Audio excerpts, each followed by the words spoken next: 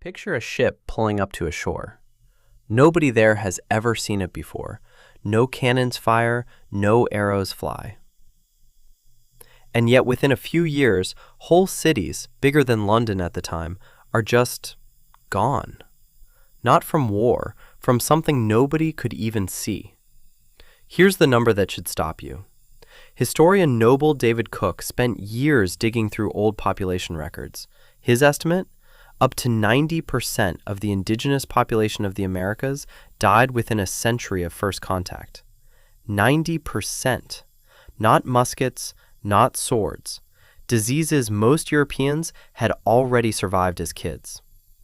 So the real question isn't why so many people died. It's why the sickness only seemed to go one way. Let's back up. For thousands of years, Europe, Asia, and Africa were connected. Trade, war, migration, people and animals moving back and forth constantly. And a lot of animals. Cattle, pigs, chickens, horses, all living close to humans for centuries. That closeness is the whole story. Smallpox, measles, flu, none of them started in humans. They jumped from animals after generations of us living right next to them. Every jump was brutal at first, whole villages wiped out. But slowly, survivors passed down some resistance. Painfully, over centuries, Europe built up immunity. The Americas never got that. There just weren't big herds of animals living packed in with people the way there were in Europe. No cattle to speak of, no pigs running through villages. A handful of llamas in the Andes, some turkeys, that's about it.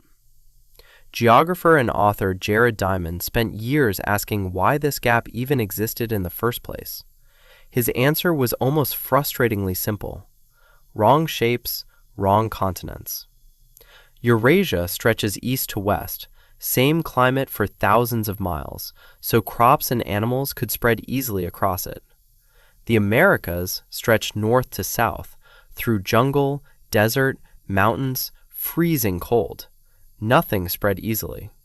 Fewer animals got domesticated, which meant far fewer chances for a disease to jump from animal to human in the first place.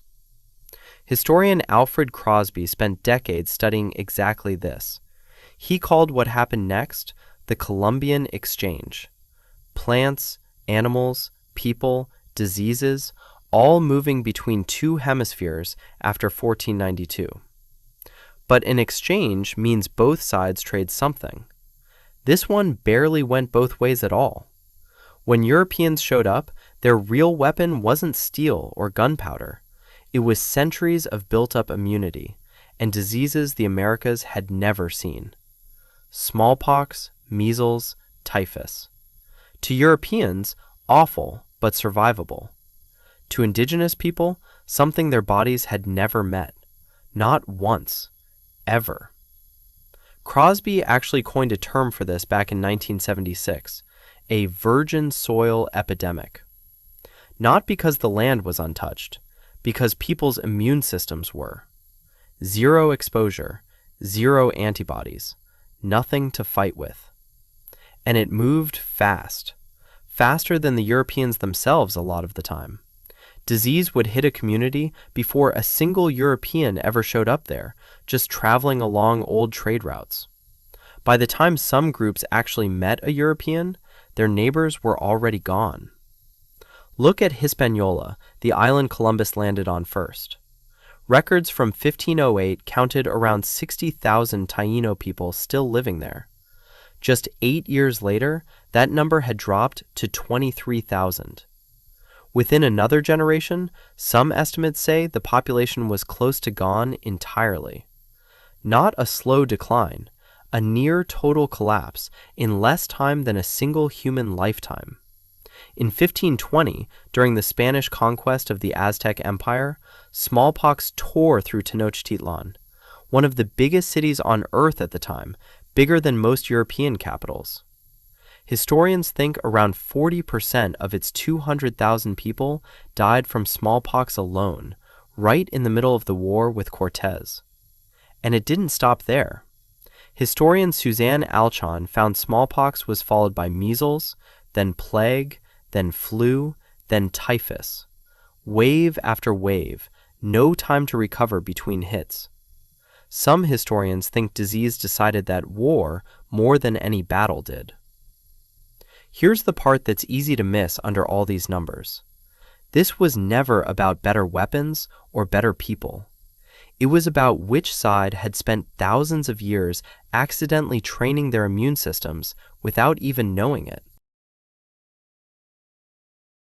And here's the part that outlives the epidemics themselves. Entire societies didn't just lose people, they lost knowledge. Elders who knew how to farm certain crops, people who carried oral histories going back centuries, skilled builders, healers, leaders. When 90% of a population disappears in a few generations, you don't just lose lives, you lose the accumulated memory of an entire civilization, almost overnight. That's part of why so many pre-contact societies feel like mysteries to us now, not because they were primitive, because the people who could have explained everything to us didn't survive long enough to pass it on. Geography decided this outcome long before anyone boarded a ship. It was never a fair fight. The real war started centuries earlier, in barns and stables an ocean away, in a fight between humans and animal diseases nobody even knew they were fighting. So next time you think about why the world looks the way it does, remember, some of the biggest turning points in human history weren't decided by armies. They were decided by something as small and unglamorous as which continent happened to keep cattle in its backyard. If you made it this far, you already know something most people never bother learning. That's not nothing. Most channels want you to hit subscribe before they've earned it. I'd rather you just remember this next time someone brings up how the New World was won. And no, it actually wasn't won at all. It was just outlasted. If you want more of history's quiet, invisible turning points like this one, the subscribe button's right there. No pressure. Just don't say nobody told you.